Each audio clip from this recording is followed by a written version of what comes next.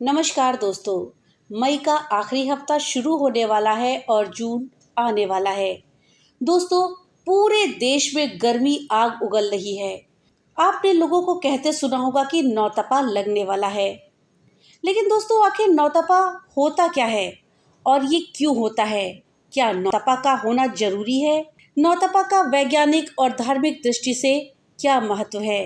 नौतपा के समय में हमें क्या दान पुण्य करना चाहिए? किन नियमों का पालन करते हुए नौतपा के 9 दिन हमें बिताने चाहिए और हमें इन दिनों में क्या उपाय करने चाहिए? आज इन सभी बारे में इस वीडियो में हम जानेंगे। इस जानकारी के लिए वीडियो में हमारे साथ अंत तक बने रहिएगा, जिससे कि आपको सही और सटीक जानकारी प्राप्त हो पाए। हिंदू धर्म में ज्योतिष शास्त्र में नौतपा का विशेष महत्व माना गया है। कहा जाता है कि जब सूर्यदेव रोहिणी नक्षत्र में प्रवेश करते हैं तभी से नौतपा आरंभ होता है और शुरुआती 9 दिनों तक इसका प्रभाव रहता है। इस दौरान सूर्य की किरणें सीधी पृथ्वी पर पड़ती है, जिससे कि गर्मी अपने चरम पर पहुंच जाती है। धार्मिक मान्यताओं के अनुसार ये समय मौसम परिवर्तन का संकेत नहीं, बल्कि तप, दान, पुण्य का भी विशेष काल माना जाता है। नौतपा का अर्थ है 9 दिनों की तपिश। हर साल ये मई के अंत में शुरू होता है। वहीं इस साल नौतपा की शुरुआत 25 मई से होगी और ये 2 जून को खत्म होगा। सूर्य की तीखी तपिश के साथ शुरू होने वाला नौतपा भारतीय संस्कृति, ज्योतिष और मौसम विज्ञान तीनों दृष्टिकोण से बेहद ही महत्वपूर्ण माना जाता है। कहा जाता है कि इन 9 दिनों में जितनी ज्यादा गर्मी पड़ती है, उतनी ही बेहतर वर्षा का संकेत भी मिलता है। धार्मिक मान्यताओं के अनुसार नौतपा के दौरान किए गए जप, तप, दान और सेवा का विशेष फल मिलता है। खासकर माता पिता की सेवा को इस समय सबसे बड़ा पुण्य बताया गया है।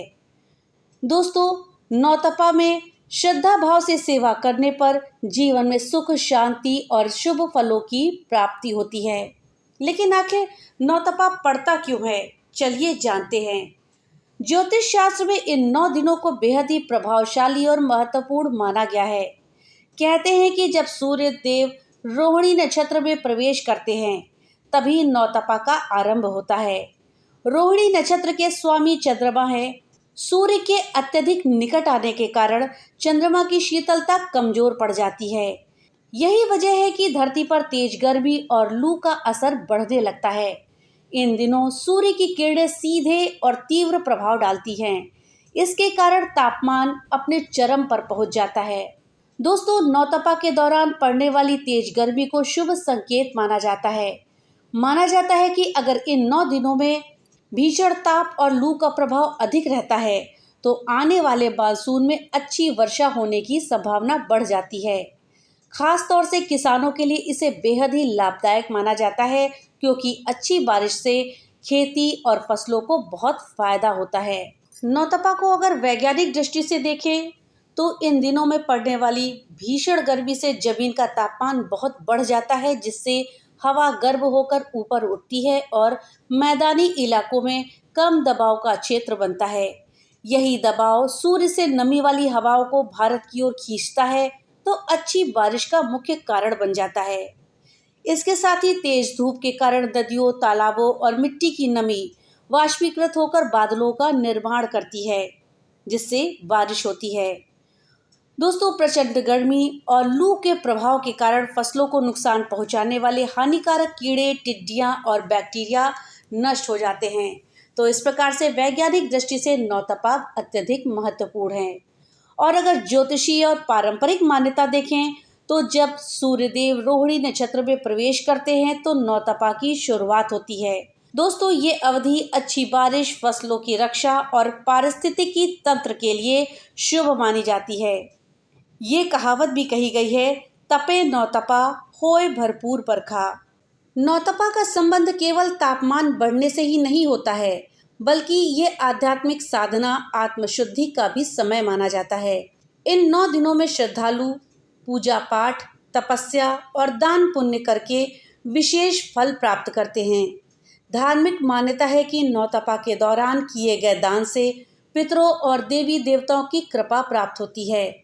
विशेष रूप से पवित्र नदियों, तालाबों और तीर्थ स्थलों के किनारे दान करने का विधान बताया गया है।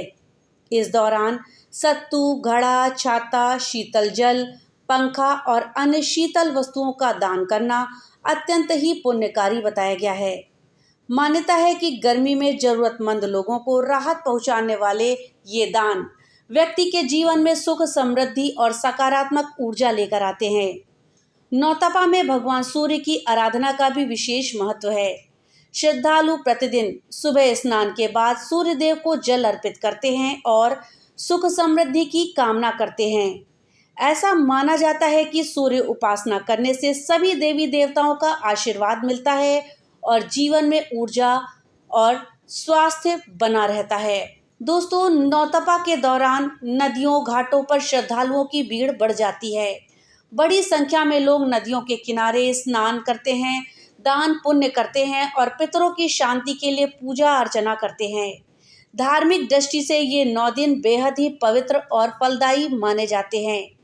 इसलिए श्रद्धालु पूरे श्रद्धा भाव के साथ इस अवसर को मनाते हैं। शास्त्रों में इस महातप के दौरान 9 मुख्य वर्जित और जरूरी नियम बताए गए हैं, जिनका की पालन हर व्यक्ति को करना चाहिए। जैसे कि हिंदू धर्म में सूरज की पूजा को सबसे बड़ा और जरूरी माना गया है। खास तौर से नौतपा के दिनों में सुबह के समय तांबे के लोटे से सूर्य देव को जल अर्पित करना शुभ माना जाता है। ऐसा करने से शरीर में सकारात्मक ऊर्जा आती है और मन मजबूत बनता है। दोस्तों, नौतपा की कड़कती गर्मी में पानी ही सबकी जान बचाता है। बड़े बुजुर्ग हमेशा कहते हैं कि इन 9 दिनों में पानी को बेकार करना सबसे बड़ा पाप माना गया है। इसलिए इस मौसम में राहगीरों के लिए प्याऊ लगवाना, पक्षियों के लिए छत पर पानी रखना और प्यासों को पानी पिलाना सबसे बड़ा पुण्य मानते हैं। दोस्तों, आयुर्वेद की माने तो नौतपा में इतनी गर्मी बढ़ जाती है कि शरीर का संतुलन बिगड़ सकता है। इसलिए शास्त्रों और डॉक्टर दोनों के अनुसार दोपहर की तेज धूप में बिना वजह घर से बाहर नहीं निकलना चाहिए। अगर बहुत जरूरी काम हो तो पुराने जमाने की तरह ही सिर और चेहरा ढककर ही बाहर जाएं। पुरानी लोक मान्यताओं के अनुसार नौतपा के समय हरे भरे पेड़ों को काटना या पौधों को नुकसान पहुंचाना बहुत अशुभ माना गया है। माना जाता है कि इस प्रचंड गर्मी में प्रकृति बहुत ही नाजुक दौर से गुजर रही होती है, इसलिए उसकी सुरक्षा करना हमारा फर्ज है। दोस्तों, पहले जमाने में फ्रिज नहीं होते थे, तब लोग मटके या सुराही का ही पानी पीते थे। आयुर्वेद के हिसाब से भी मिट्टी के घड़े का पानी सेहत के लिए सबसे अच्छा होता है। ये न सिर्फ गले को ठंडक देता है, बल्कि शरीर को बीमारियों से भी बचाता है। इन 9 दिनों में अर्थात नौतपा के समय में मांस, मदिरा, लहसुन, प्याज और अत्यधिक मिर्च मसालेदार भोजन का सेवन करना वर्जित माना गया है। शास्त्रों के अनुसार इससे शरीर का तापमान और बढ़ जाता है, जिससे पितृ दोष भी लग सकता है। इसके अलावा इन दौरान बैगन खाने की भी मनाही होती है। नौतपा का सबसे बड़ा नियम है जल का दान। शास्त्रों में कहा गया है कि इन दिनों में राहगीरों के लिए प्याऊ लगवाना, जरूरतमंद लोगों को मीठा शरबत, पानी का घड़ा या सत्तू दान करने से अक्षय पुण्य की प्राप्ति होती है और सूर्य दोष शांत होता है। धार्मिक और वैज्ञानिक दोनों ही मान्यताओं के अनुसार इन 9 दिनों में काले, नीले या फिर बहुत गहरे रंग के कपड़े पहनने से भी बचना चाहिए। गहरे रंग सूर्य की गर्मी को ज्यादा सोख लेते हैं, जिससे सेहत खराब हो सकती है। इस दौरान सूती और हल्के रंग के कपड़े पहनना श्रेष्ठ माना गया है। दोस्तों, सनातन परंपरा में जीव सेवा को सर्वोपरि माना गया है। नौतपा की धधकती गर्मी में घर की छत या आंगन में पक्षियों के लिए पानी के सकोरे रखना या किसी बर्तन में पानी रखना, बेजुबान जानवरों के लिए पीने का पानी की व्यवस्था करना अनिवार्य नियम इन दौरान माना गया है। दोस्तों, वीडियो में आगे बढ़ने से पहले आपसे एक छोटी सी रिक्वेस्ट है कि अगर अभी तक आपने वीडियो को लाइक नहीं किया है तो कृपया वीडियो को लाइक कर दें और ज़्यादा से ज़्यादा शेयर करें, जिससे कि ये जानकारी अधिकतर लोगों तक पहुंच पाए। और हाँ, अगर चैनल पे पहली बार आए हैं तो कृपया चैनल को सब्सक्राइब कर दें और बेल आइकन दबाना ना भूलें। तो चलिए वीडियो में आगे बढ़ते हैं। दोस्तों, नौतपा में कुछ चीज़ों का दान करना भी बेहद ही पुण्यकारी माना गया है, जिसमें पहला दान है गेहूं और चावल का दान। नौतपा में अन्न का दान बहुत ही शुभ मानते हैं। मान्यता है कि नौतपा में जरूरतमंद या गरीबों को गेहूं या चावल का दान करने से घर में अन्न की कभी कमी नहीं होती, पितरों की कृपा मिलती है और जीवन में सुख, शांति और समृद्धि आती है। दूसरा दान है जल का दान। ज्योतिष शास्त्र में नौतपा के समय जल का दान सबसे पुण्यकारी माना गया है। नौतपा में जल के दान से मानसिक शांति मिलती है।